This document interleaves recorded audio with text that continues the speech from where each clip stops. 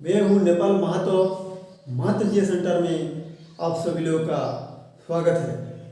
तो पिछले क्लास में हम लोग रेडियो एक्टिविटी के बारे में पढ़ रहे थे। तो आज हम लोग पढ़ेंगे जब किसी भी रेडियो एक्टिव तत्व से अल्फा बीटा गामा निकलता है तो उसका परिणाम क्या होता है।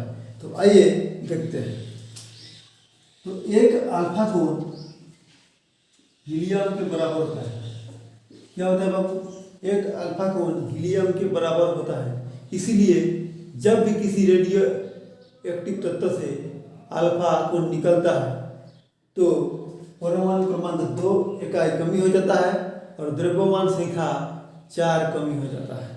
तो देखिए, मान लीजिए ये यूरेनियम है और ये एक रेडियो एक्टिव तत्व है 235। ये रेडियो एक्टिव तत्व है।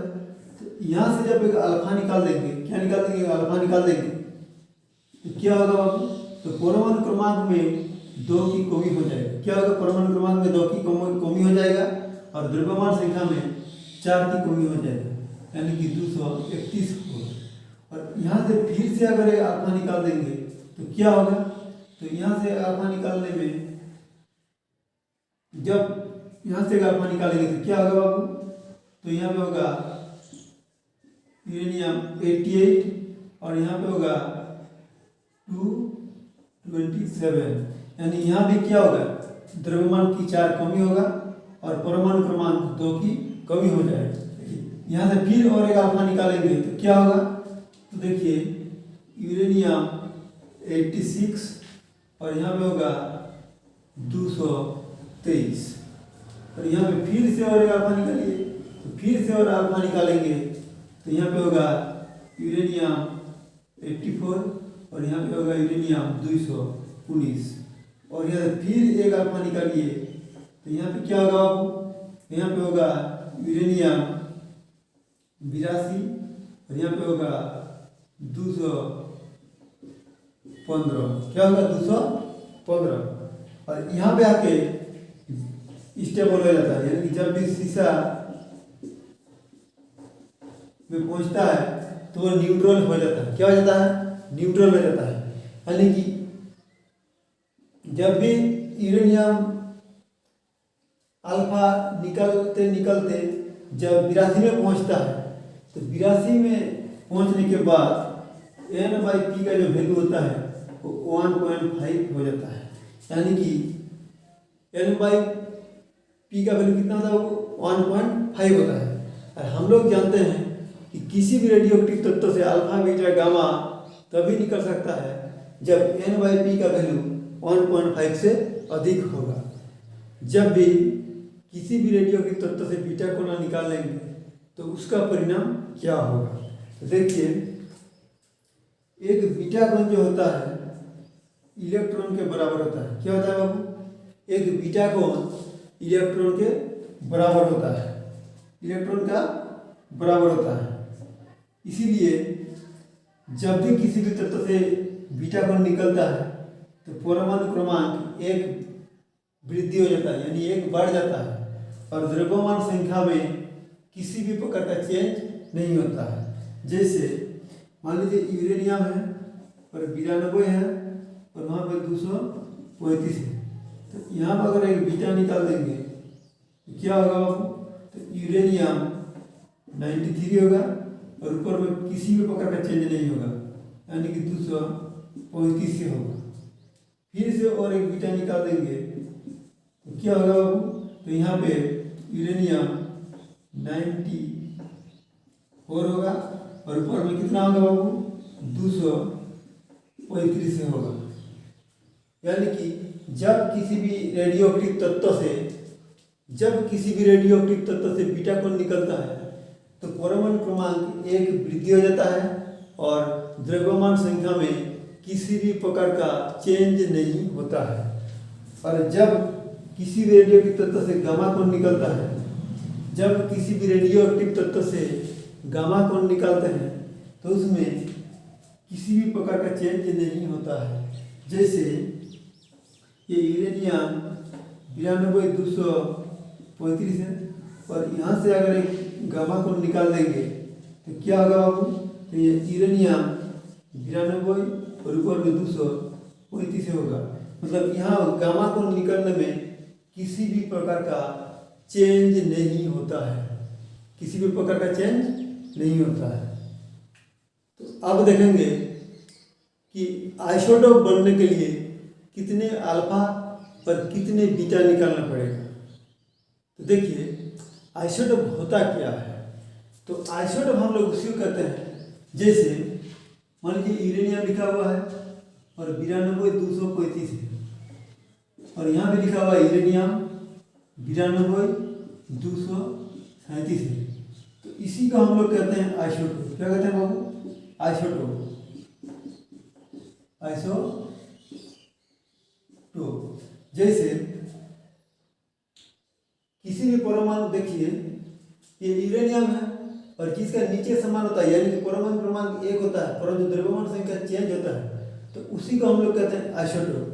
तो क्वेश्चन पूछ रहा है कि आइसोटोप बनाने के लिए कितने अल्फा और कितने बीटा निकालना पड़ेगा। तो आइसोटोप बनाने के लिए 1 अल्फा और 2 बीटा निकालना पड़ेगा। कैसे देखते हैं।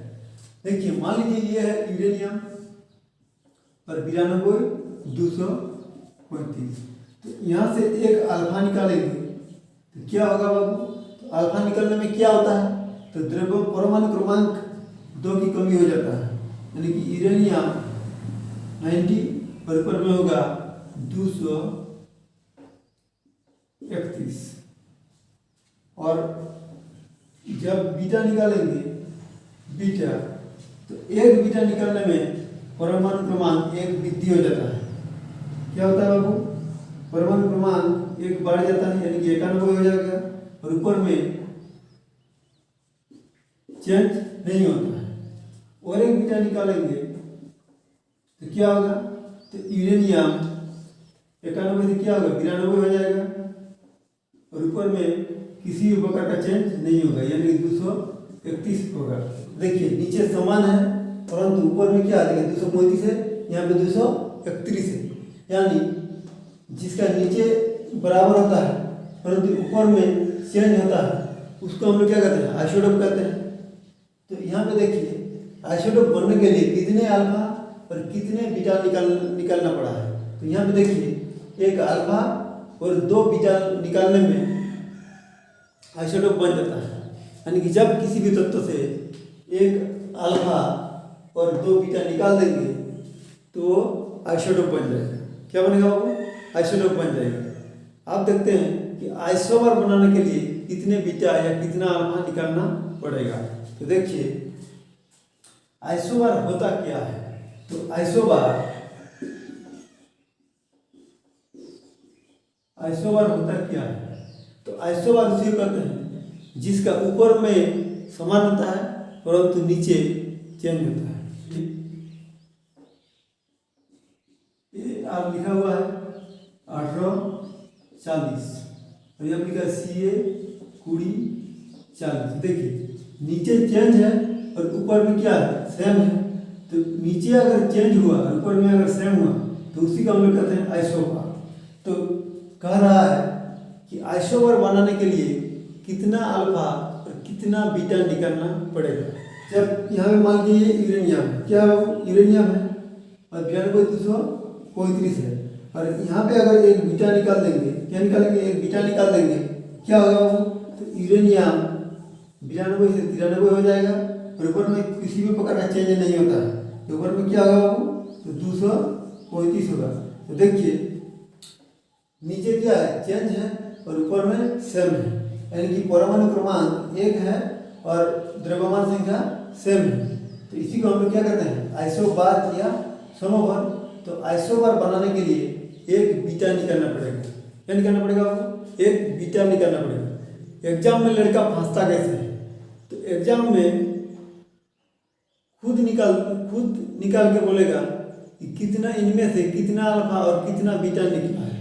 जैसे मान लीजिए यूरेनियम लिखा हुआ रहेगा और 92 235 लिखा हुआ रहेगा और यहाँ पर लिखा हुआ रहेगा यूरेनियम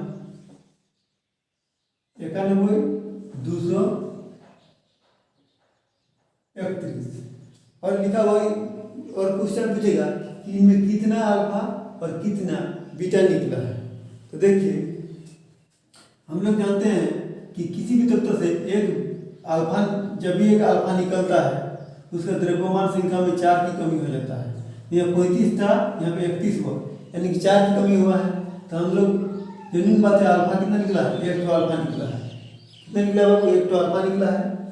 और एक अल्फा निकलने में, एक अल्फा जब भी निकलेगा परमाणु क्रमांक 2 की कमी हो जाता है। कितना होता है? 2 की कमी। 2 की कमी होती है कितना होता है? 90। नीचे कितना होगा? 90 होगा।